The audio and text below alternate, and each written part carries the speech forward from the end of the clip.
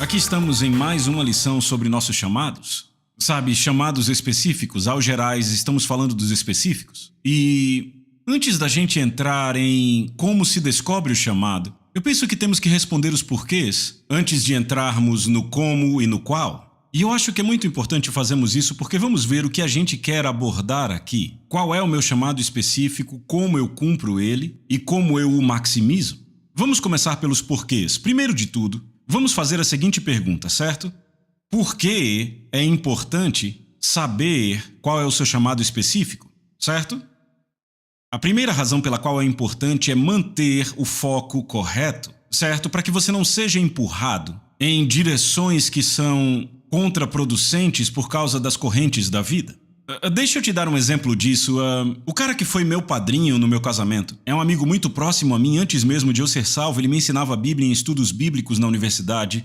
Sexta-noite, lá estava a concordância, a Bíblia, não tínhamos computadores. Concordância, Bíblia e uma pizza do Dinos. Assim era a nossa sexta-noite na fraternidade, enquanto todo mundo lá fora se embebedava. Ele se formou em contabilidade. E a propósito, ele não é contador hoje em dia, é pastor. E esta provavelmente é uma razão principal para isso, mas ele estava trabalhando para uma grande indústria de petróleo. Se eu disser o nome, vocês conhecem, e essa corporação tinha uma filosofia que era: nós pagamos mais que qualquer concorrente. Eu tive uma oferta deles, e essa oferta pagava mais do que as outras 30 ofertas que eu tive quando eu estava me formando na minha universidade. Então, eles pagavam seus funcionários melhor do que qualquer um em toda a indústria, mas eles trabalhavam de 60 a 80 horas por semana. Então, ele era um contador naquela época, ele estava no escritório com outro contador jovem e estavam exaustos. Estavam, tomando café para ficar acordados, mas tinham que terminar aquele trabalho. E o meu amigo, chamado Matt, ele olha para o outro cara e diz assim: por que a gente está fazendo isso? E o amigo dele olha para ele e diz: dinheiro? E o Matt, de repente, pensou: eu sou um escravo disso. O que eu sou realmente chamado a fazer? E foi isso que fez ele buscar mais a Deus, e ele é pastor hoje há, 30 anos. Pastoreia uma grande igreja na Costa Leste, mas então, eu quero que vocês imaginem isso, ok? Se eu fosse um barco, vamos dizer que eu sou um barco, ok? E eu estou no oceano. Sabia que o oceano tem correntes? Eu nunca esqueço, um amigo nosso nos levou para pescar. Eu não sei se você estava, Arden. Sabe, a gente tinha que ficar nesse ponto específico para pegar algo, mas a cada 30 segundos a gente se afastava, e eu perguntava a ele que distância nós nos afastamos aqui. Ele dizia cerca de 100 metros. E eu pensava: a gente se afastou 100 metros. Eu falei 30 segundos, exagerei, era mais ou menos 1 minuto, certo? E a gente ia se afastando. Então, se você estiver num barco e estiver no oceano, sabe o que acontecerá? Você será puxado pelas correntes, ok? Levado de um lado para o outro pelas ondas. Mas se eu ligar o meu motor, o que acontece? Agora eu posso voltar para o meu lugar de pesca desejado, ou posso voltar para a doca, posso ir para onde quer que seja meu destino, e aquela corrente não vai me incomodar. Talvez sim, eu tenha que lidar com isso, mas aquilo não vai me impedir de chegar no meu destino final. É assim que as pessoas são na vida, pessoal. Sabem o que comanda a vida delas? É ganhar dinheiro e gerar renda, pagar contas, e elas estão existindo, não estão vivendo.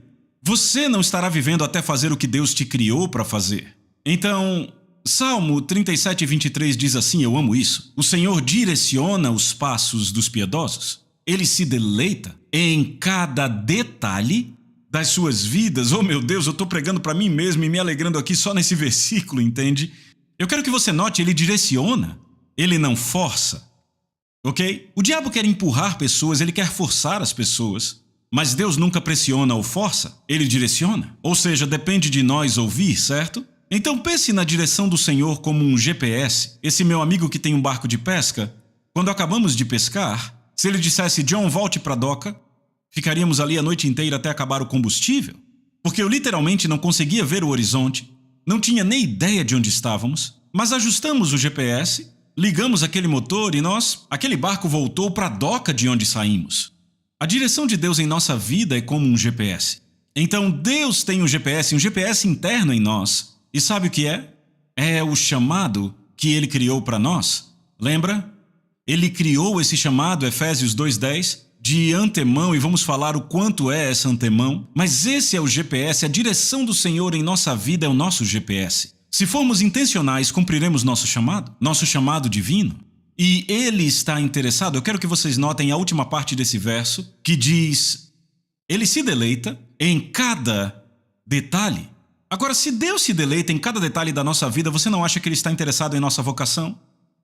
Eu diria que sim, você também não. Segundo ponto, por que é importante saber seu chamado específico? Segundo ponto, você irá usar os dons que lhe foram confiados efetivamente? Isso é muito importante. Deus equipou todos nós com dons e sabe para que Ele nos deu esses dons? Para nos ajudar a maximizar o que fomos chamados a fazer. Certo? Se você olha os dons e os chamados, a Bíblia diz, os dons e os chamados de Deus são irrevogáveis. E mais tarde nesse curso eu vou falar disso. Mas Ele nos deu esses dons para nos ajudar a fazer o que fomos chamados a fazer. Veja, Romanos 12:6, eu amo isso. Diz, Deus nos deu diferentes dons para fazermos certas coisas. Para cada um de nós é uma coisa determinada, certas coisas. Bem, se observarmos nossos dons, eles podem operar em algumas áreas para as quais nós não fomos chamados. Certo? Tipo, ok, vamos dizer que eu tenho um carro de corrida e tenho um trator. Certo? Digamos que esse carro de corrida e esse trator representam nossos dons. Esse carro de corrida foi feito para correr numa pista de corrida. E aquele trator foi feito para trabalhar num campo. Mas digamos que o motorista do trator diga, rapaz, mas o que é popular mesmo é carro de corrida, 150 mil pessoas assistem todo dia. Eu quero dirigir meu trator numa pista de corrida. Adivinha, você pode dirigir um trator numa pista de corrida. Você não será muito eficiente, todo mundo vai te dar uma surra, mas você pode fazer. Agora imagine o piloto do outro carro. Eu quero estar no campo, quero arar o campo. Sabia que um carro de corrida pode trabalhar num campo? E talvez até arraste alguma coisa. Ok? Mas ele não está na área para a qual foi efetivamente criado para maximizar o seu potencial.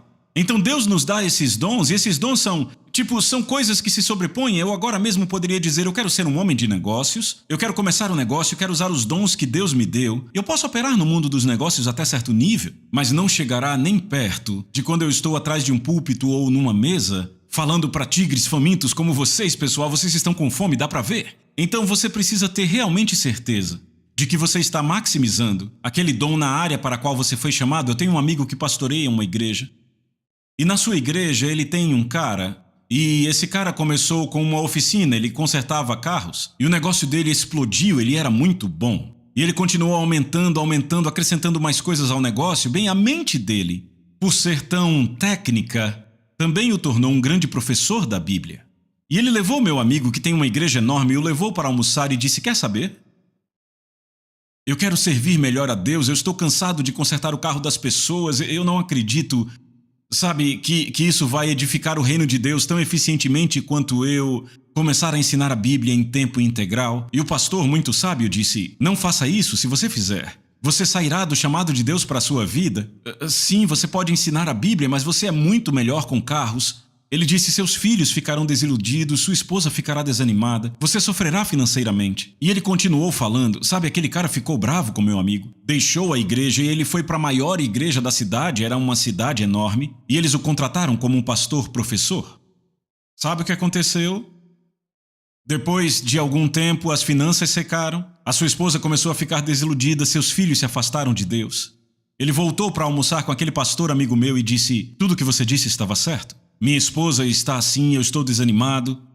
Então, ele renunciou e voltou a consertar carros, certo? Uma noite, ele dormindo, ele teve um sonho e Deus mostrou a ele como diagnosticar um problema num carro com um computador conectado. Agora, estamos voltando aqui vários anos, certo? Ele disse, puxa, eu não entendo muito de computadores, mas eu tenho um amigo que entende. Ele ligou para ele e disse, será que eu posso fazer isso? E o amigo disse, sim, isso aqui eu posso? Pode sim. E ele disse, isso aqui, você trabalharia comigo? Então eles inventaram isso, eles surgiram com essa máquina que é capaz de diagnosticar um problema num carro 4 vezes mais rápido do que qualquer coisa que estava no mercado naquela época, alguns anos atrás.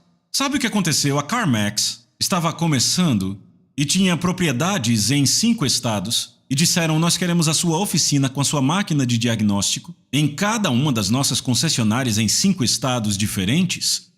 Ele voltou ao meu amigo e disse, pastor, meu chamado é consertar carros. Então, ele tinha habilidade para ensinar a Bíblia. E Deus quer que todos ensinemos a Bíblia. Mas ele estava usando isso na área errada. Deus tinha chamado ele para ser um mecânico e ter um negócio e dar financeiramente ao reino. Isso não é bonito? Eu amo essa história. Então, o segundo porquê, certo? Vamos ao segundo porquê agora. Por que é importante viver no seu chamado? Perguntamos por que é importante conhecer o chamado agora. Por que é importante viver no chamado? Número 1, você vai ficar satisfeito e pleno. Veja Gálatas 6,4. Prestem muita atenção à sua própria obra. Eu amo isso, a sua própria obra. Porque assim você terá a satisfação de um trabalho bem feito. Note isso, satisfação, realização. Sabe o que acontece quando você está no chamado da sua vida? Você exala vida. Você exala energia, sabe? Eu estudei para ser um engenheiro, mas eu tinha pavor de entrar naqueles escritórios da Rockwell International todos os dias. Agora, eu mal posso esperar para me levantar e fazer o que Deus me chamou para fazer. Não vejo a hora de pregar para as pessoas no Brasil, onde estive semana passada. Eu estou animado para ir para o Vietnã e para Singapura no mês que vem. Eu simplesmente fico entusiasmado com isso. Isso cria vida em você quando você está no seu chamado, você entende? Veja o que ele continua dizendo. E você não precisará se comparar com ninguém mais. Bem, isso nos traz a segunda razão pela qual é importante viver no seu chamado. Você não terá inveja do que as outras pessoas fazem. Ok? Eu tenho amigos que são atletas profissionais, eu tenho amigos no mundo dos negócios e todos eles bombam. Eu não os invejo. Eu admiro eles, mas eu não os invejo. Por quê? Porque eu estou muito realizado fazendo o que Deus me chamou para fazer. Não importa qual seja a sua vocação, seu chamado, se for ser uma mãe de 3 filhos em casa, não importa se for ser um homem de negócios ou estar no governo, você nunca vai invejar o que outra pessoa está fazendo em outra arena da vida se você estiver no seu chamado. É por isso que você quer, é importante viver no seu chamado. Número 3, por que é importante viver no seu chamado? Você é fortalecido, ok? Ouça o que Jesus disse, ele disse: o meu alimento é fazer a vontade daquele que me enviou, concluir a obra dele. Então, vamos pensar em comida, certo? Ok, pessoal, eu sei que hoje não se faz mais isso, talvez 60 anos atrás fosse comum, mas vamos dizer que estamos cavando valas, ok? Digamos que estou cavando valas para que linhas de esgoto passem pelas casas. Digamos que eu não coma por 7 dias. Você acha que eu teria força para passar 8 horas cavando? Nunca. Nunca. Se eu fosse um jogador de futebol americano e não comesse por 7 dias, o que eu seria capaz? Sei lá, se eu jogasse no ataque, eu teria capacidade de correr ou na defesa. Será que eu teria força para bloquear daquele jeito, com tanta energia? Eu nunca conseguiria. O que o alimento faz nos dá força. Ok, sabe o que mais a comida faz? Nos energiza. Ok, eu sei que muita gente não come certo, e sei que 90% do que temos nos mercados hoje nem mesmo pode ser chamado de alimento. Mas deixa eu te desafiar. Decida que você vai fazer um copo, um suco de espinafre, cenoura, maçã, gengibre e couve. E você bebe aquilo, você ficará cheio de energia. Ok? Porque o alimento te energiza, estar no seu chamado te energiza. Certo? Então veja, Jesus, ele disse: meu alimento é fazer a vontade daquele que me enviou. Olhe para Davi. Davi, em 2 Samuel 11, verso 1, disse: aconteceu na primavera do ano. Na exata época em que os reis saem para a batalha, Davi enviou Joabe e seus servos com ele, e todo Israel, e destruíram o povo de Amon e cercaram Raabe. Mas Davi permaneceu em Jerusalém. Era o tempo em que os reis deveriam ir para a batalha. Guerra. Davi tinha o título de rei, certo? Mas ele não estava operando como rei. Não estava sendo energizado. Ele não tem força. Ele sai para a varanda, lá está Batseba e temos uma longa história aqui. Certo? Está feito. Ele não tem forças para resistir. Por quê? Porque não está fazendo o que ele foi criado para fazer, seu chamado. Jesus disse: o meu alimento é fazer a vontade, fazer. Você fica energizado ao fazer a vontade. E também Jesus disse concluir a sua obra. Então não é só começar. Muita gente começa, mas se trata de concluir a obra. Jesus concluiu a obra que Deus lhe havia dado para realizar. Agora, quarta razão pela qual é importante viver no seu chamado: você florescerá e será recompensado nesta vida. Rapaz, isso é muito importante. Você florescerá e será recompensado nesta vida. Sabe, nos anos que eu tenho servido a Deus, eu tenho visto tantos ministros e eu tenho, sabe, falado mais sobre ministério hoje em dia, porque é a área na qual eu estou envolvido. Tenho visto ministros que são genuinamente chamados para o ministério, mas não estão mais fazendo isso pelo poder e pela graça de Deus. Estão apenas mantendo na sua própria força. Então eles são como Davi, não estão engajados, não têm paixão, não têm energia, não têm vida. Sabe, quando eu era jovem, eu costumava encontrar, sabe, enquanto eu me preparava em meus anos de serviço, eu encontrei ministros que tinham tanta vida. O meu trabalho era dirigir com eles, pegar eles no aeroporto e levá-los para a igreja, e havia, literalmente, ministros que sentavam ali do meu lado e traziam tanta vida àquele carro que eu queria ganhar o mundo quando eu deixava eles no hotel. E havia outros ministros que se assentavam ali e parecia que uma tonelada de peso caía sobre mim. E eu tinha que tomar um banho depois de deixá-los naquele hotel. Qual a diferença aqui? A diferença é que um estava engajado com o seu chamado e o outro agora apenas executava uma ocupação. Ok? Bem, e isso transcende para todas as áreas. Quando estamos ativamente engajados no que Deus nos chamou para fazer, estamos energizados, florescemos e somos recompensados. Eu vejo ministros energizados e recompensados. Sabe, um dos meus melhores amigos, ele é jogador de golfe profissional. Eu chamo ele de irmão mais novo, ele me chama de irmão mais velho. E ele é da Austrália.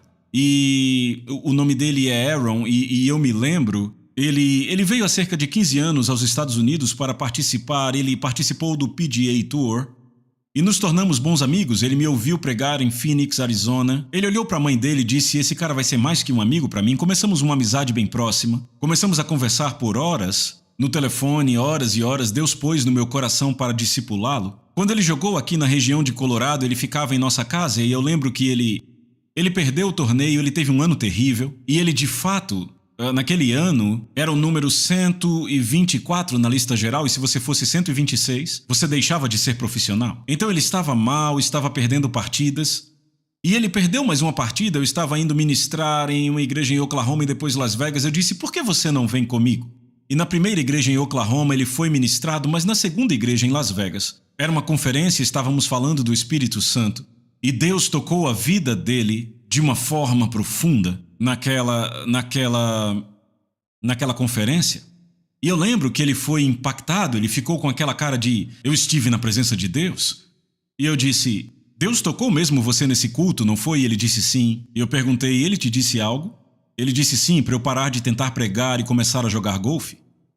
Bem, nós fomos jogar golfe algum tempo depois, e ele disse: sabe, John, o que eu estava fazendo? Na época da conferência, você não sabe?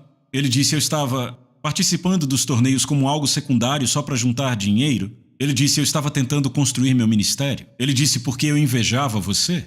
Eu queria fazer o que você estava fazendo. E ele disse: quando eu tive aquele encontro com Deus, ele disse, então eu parei totalmente de tentar construir um ministério e voltei a investir mesmo no golfe. Escute, em 1 ano e meio, ele ganhou o primeiro torneio PGA e se tornou o número 16 no mundo inteiro. E desde então ele ganhou 3 torneios mundiais. Então, quando você está no seu chamado, buscando o seu chamado, o que acontece? Ok, você é recompensado. Aqui, nesta terra, você floresce e é recompensado. Você entende? Muito bem. Quinta razão. Por que é importante viver o seu chamado? Qual a quinta razão? Você será cheio de alegria. Veja, a alegria é muito importante porque a alegria do Senhor é a nossa força. A alegria é o que nos faz superar as provações, certo? É a força que supera as dificuldades. Bem, se você olhar para o que Paulo disse, ele disse: eu amo vocês, ele disse à igreja de Filipos: eu amo vocês e desejo vê-los, queridos amigos, pois vocês são a minha alegria e a coroa que eu recebo pela minha obra. Paulo está engajado. Ele é chamado para ser um apóstolo para os gentios e os filipenses certamente são parte dessa igreja de gentios. Ele diz: vocês são minha alegria, minha coroa por aquilo que eu faço. Há algo nessa... Há uma satisfação, uma realização, uma alegria quando você faz o que Deus te chamou para fazer, que simplesmente não pode ser comparada com nada. Eu lembro quando eu estava na universidade, eu jogava um campeonato amador de tênis quando eu estava na Universidade de Purdue, e meu sonho era ser um jogador profissional de tênis. E sabe, eu posso dizer hoje, quando eu era jovem eu costumava pensar quão maravilhoso seria jogar em Wimbledon e ganhar. Hoje isso nem importa para mim, porque o Wimbledon nunca me daria a realização que eu recebo vendo a vida das pessoas mudar, e a razão para ter essa realização é porque eu fui criado para fazer isso. Não para ser um André Agassi, certo? Eu fui criado para ser John Bevere, que prega o Evangelho. É isso que acontece, não invejamos outras pessoas, ficamos satisfeitos, somos recompensados nesse mundo. Então há tantas grandes razões para cumprir nosso chamado. Então, isso nos leva ao terceiro ponto, ok? Por que é importante cumprir o nosso chamado tem mais um aspecto. É que seremos recompensados eternamente. E este é provavelmente o mais importante, e é disso que falaremos na próxima lição.